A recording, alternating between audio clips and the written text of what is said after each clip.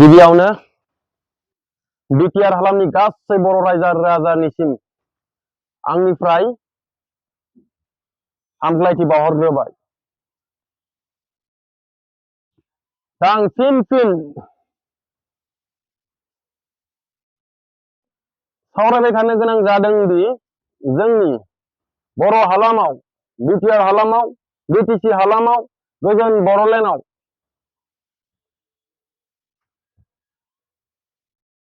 National बड' liberation army गोदानै दाजानाय बर' माहारिनि हाथियार हमग्रा आफाद बिथांमोना फैगौ 26 जानुवारि खालि जा 12 घन्टा बन्द होदों बिनि सायाव आं फंनैसो बाथ्रा बुंनो लादों। दिनै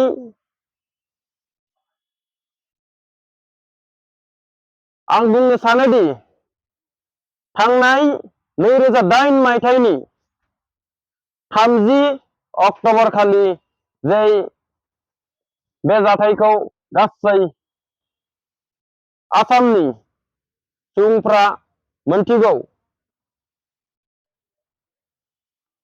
दिनै आं बुंनो सानोदि नेशनेल बड' लिबारेशन आर्मी बिथांमोना 12 घन्टा बन्द होदों थिगानो, बेनि गेजेराव मोनफ्रोमबो बिथिङाव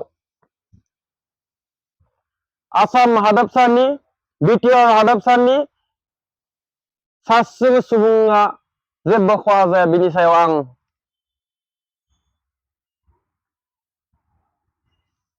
बड' नेशनेल लिबारेशन आर्मी बिथांमोनखौ आं अननानै खावलायो। फिन जेन थैनि सुबुं माहारिनि जेबो खहा जाया, बिनि सायाव आं बिथांमोनखौ गुरै खावलायो।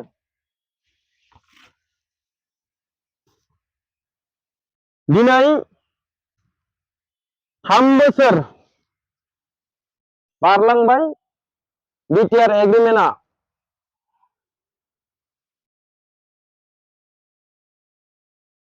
बिनि उनाव फिन बर' हादाबसायाव गोदान आफाद जोनोम मोनगासिनो। नाथाय आं सानो बिटिआर सरकारा बैनि दफाफोरखौ मावफुंनानै नेशनेल डेमोक्रेटिक फ्रन्ट अफ बर'लेण्डनि फाउन्डार प्रेसिडेन्ट देरनाब्ला सारखौ उदां अख्राङाव लाबोयो। बिथांनि मुङै दिनै आसाम बन्द 12 घन्टा जा आसाम बन्द होदों, बे सासे जोंनि मैखोम दैदेनगिरि बिनि सायाव होनाय जादों। दिनै सरकारा बिथांखौ उदां अख्राङाव लाबोआब्ला बिटिआर हालामाव आरो मा खैफोद जानो हागौ बिनि सायाव बिजिरना नायनानै साननानै थांखि लानांगौ, मा खालामनाया मोजां, मा खालामनाया गाज्रि। आं हास्थायो जोंनि बर' हालामनि गासै सुबुं माहारिया गोजोन आरो खौसेथियै थांना थायो। बड' एडभाइजार इउटुब चेनेलनिफ्राय आंनि बे सुंद' मेलेमनि फंनैसो बिबुंथिखौ नोंथांमोननिसिम बरायहरनाय जाबाय। गोजोन्थों।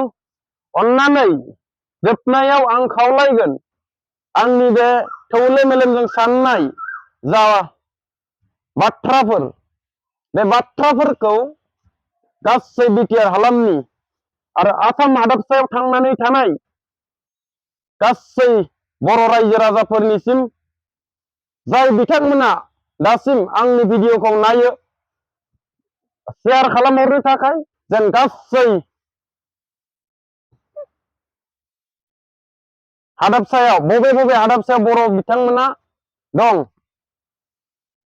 जेन आंनि भिडिअखौ नुयो बेनि थाखाय जाय बिथांमोना नायगासिनो दं आं खावलायो अन्नानै भिडिअखौ शेयार खालामनो थाखाय साबायखर थाबाय थेंक इउ।